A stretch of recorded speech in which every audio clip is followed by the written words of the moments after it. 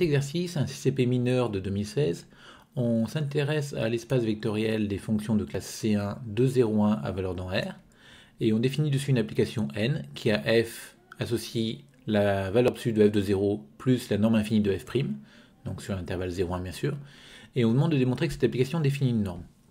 Donc on a souvent tendance à se dire que pour montrer qu'une application est bien une norme, on a 3 points à vérifier, l'homogénéité, la séparabilité et l'inégalité triangulaire. Il ne faut toutefois pas oublier de vérifier que cette application-là est bien définie, c'est-à-dire que n de f a un sens pour tout f dans l'espace vectoriel ici. Donc on va commencer par vérifier que n de f a un sens. Donc comme f est de classe C1 sur l'ensemble 0,1 fermé, la fonction f' va être continue sur le segment 0,1, ce qui m'assure que la fonction f' sera bornée sur 0,1, et en même temps on sait aussi que les bornes sont atteintes, mais bon ici ça n'a pas d'intérêt, mais du coup la norme infinie de f' existe. Donc du coup f de 0, la valeur absolue de f de 0 existe aussi, donc n de f existe, et en plus on a bien que n de f est à valeur dans R+, c'est une des conditions qu'on oublie souvent de vérifier quand on vous demande de vérifier qu'une application est une norme. Donc c'est bien dans R+, parce que c'est une somme de deux positifs. Ensuite, on va passer aux 3 points classiques. Donc ici, l'hypothèse de séparation. Si on a n de f égale 0, qu'est-ce qu'on peut dire? Ça veut dire que la somme des deux est égale à 0. Et une somme de deux positifs est nulle, c'est seulement si les deux termes sont nuls. Donc on a la valeur absolue de f de 0 égale la norme infinie de f' égale 0. Et donc du coup, on obtient que f', comme la norme infinie de f' est nulle, ça veut dire que f' égale 0. Parce que la norme infinie est une norme, donc on a l'hypothèse de séparation, et la norme infinie d'une fonction est nulle, c'est seulement si la fonction est nulle.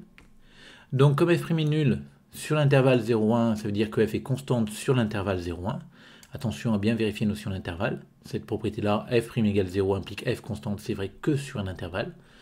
Et comme on a f de 0 égale 0, parce que la valeur absolue de f de 0 égale 0, ça me dit que f est constante égale à 0 sur le segment 0,1. Donc on a bien l'hypothèse de séparation. Si un norme égale 0, ça veut dire que la fonction est nulle. Ensuite, on doit vérifier l'homogénéité, donc calculer la norme de lambda f, enfin n de lambda f. Et donc quand on calcule ça, il y a lambda f de 0, d'après la linéarité de l'évaluation. On a lambda f' infini. Et comme la valeur absolue est une norme sur R, enfin on peut aussi utiliser les propriétés classiques de la valeur absolue, la valeur absolue de lambda f de 0, c'est la valeur absolue de lambda fois la valeur absolue de f de 0. Et comme la norme infinie est une norme, on utilise l'hypothèse d'homogénéité de cette norme pour obtenir que lambda f' en norme infinie, c'est la valeur absolue de lambda fois la norme infinie de f'. Et finalement, en mettant la valeur absolue de lambda en facteur, on obtient bien valeur absolue de lambda fois n de f. Donc n vérifie l'hypothèse d'homogénéité. Et enfin, pour l'inégalité triangulaire, c'est à peu près la même chose. Quand on calcule n de f plus g, on a, par linéarité de l'évaluation, valeur absolue de f de 0 plus g de 0, plus la norme infinie de f' plus g'. Et encore une fois, on peut utiliser les mêmes arguments. La valeur absolue est une norme sur R. Donc la valeur absolue de f de 0 plus g de 0, c'est plus petit que la valeur absolue de f de 0 plus la valeur absolue de g de 0. Et la norme infinie est une norme, donc ici on fait apparaître la norme infinie de f' plus la norme infinie de g'. Et en groupant les f ensemble et les g ensemble, on obtient n de f plus n de g. Donc on a bien l'égalité triangulaire, et on a toutes les hypothèses pour vérifier que n de f est bien une norme sur le R espace vectoriel des fonctions de classe C1 de 0,1 à valeur dans R.